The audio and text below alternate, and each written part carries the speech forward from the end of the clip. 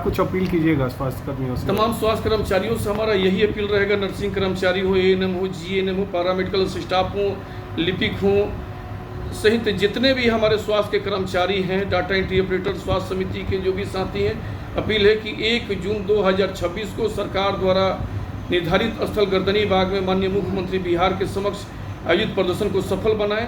चिकित्सा एवं जन स्वास्थ्य कर्मचारी संघ के द्वारा पटना के गर्दनी बाग में 1 जून को धरना प्रदर्शन दिया जा रहा है। क्या कुछ मांग रहेगा आप लोगों को? देखिए, उसमें विभिन्न मांगे हैं को लेकर के आंदोलन करना है।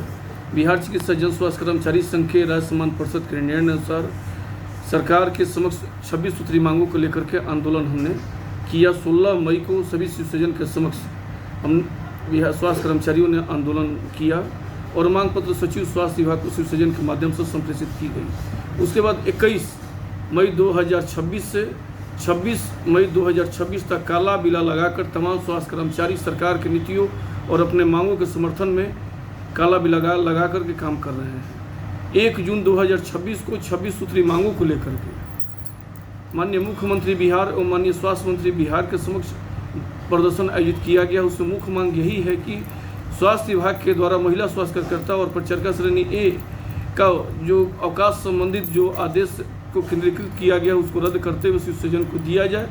आपको जानकारी होगा कि पूर्व में ये निदेशालय के स्तर से मातृत्व अवकाश जीएनएम का होता था। पुनः संगठन के दबाव में इसको दिसंबर माह में शिवसैजन को आदेशित किया गया और फिर अभी 1 सप्ताह पूर्व पुनः उसको शिवसैजन के यहाँ से उस आदेश को रद्द करते हुए निदेशालय से अवकाश को जीएनएम का मातृत्व अवकाश का किया जाएगा। अभी जो स्थिति है, जो जीएनएम एएनएम जो भी सेवानिवृत्त होती हैं उनको चरित्रीय प्रमाण पत्र या स्वच्छता प्रमाण पत्र के लिए विभाग से एक जारी किया जाता है। उसके बाद उनको पेंशन सेवा से सेवानिवृत्त होने के उपरांत पेंशन का जो भुगतान होता है उसके बाद होगा।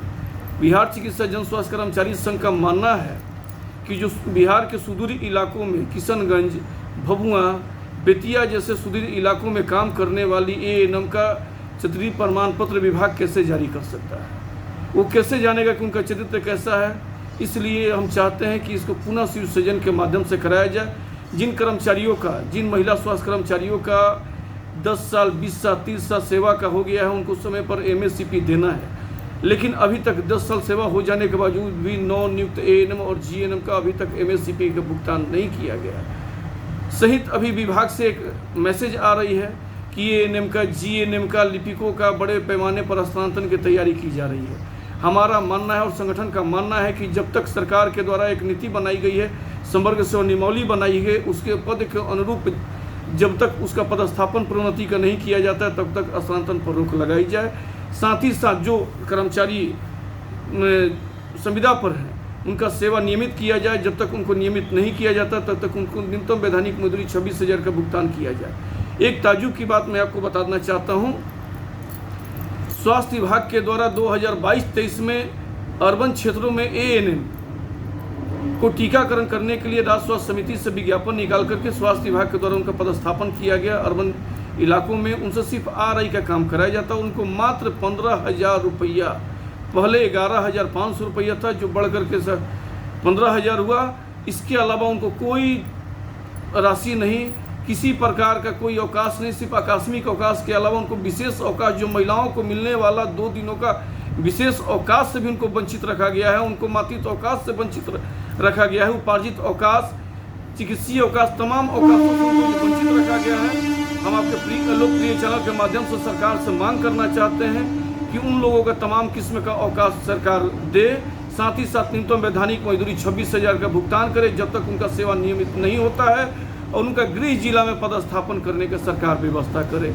उसी तरह संविदा पर जो कार्यरत हमारे जो कर्मचारी हैं, एएनएम, जीएनएम, पैरामेडिकल जो भी कर्मचारी हैं, स्वास्थ्य समिति के कर्मचारी, उनका भी कैडर रूल बनाते हुए, उनका पद सोपान बनाते हुए उनको पदस्थापन नियमित किया जाए, उनका पदस्थापन किया जाए। साथ ही साथ जो उर्मिला इन्फो सिस्टम के जो डाटा एंट्री ऑपरेटर हैं, विगत 5 माह से मानदेय उनको भुगतान सरकार के द्वारा, उनके कंपनी एजेंसी के द्वारा नहीं किया जा रहा है। हम सरकार से मांग करते हैं कि अविलंब उन लोग का 4-5 माह का जो बकाया राशि है उसका भुगतान किया जाए। अन्यथा आने वाला दिन में 1 जून के बाद पुनः हम लोग बैठक करेंगे और आने वाला दिन में बृहद आंदोलन, हड़ताल जैसे भी कार्रवाई करने के लिए हम बाध्य होंगे। जिसकी सारी जवाबदेही स्वास्थ्य प्रशासन की होगी, बिहार सरकार की होगी। अमित कुमार मिश्रा, महामंत्री, बिहार चिकित्सा जन स्वास्थ्य कर्मचारी संघ।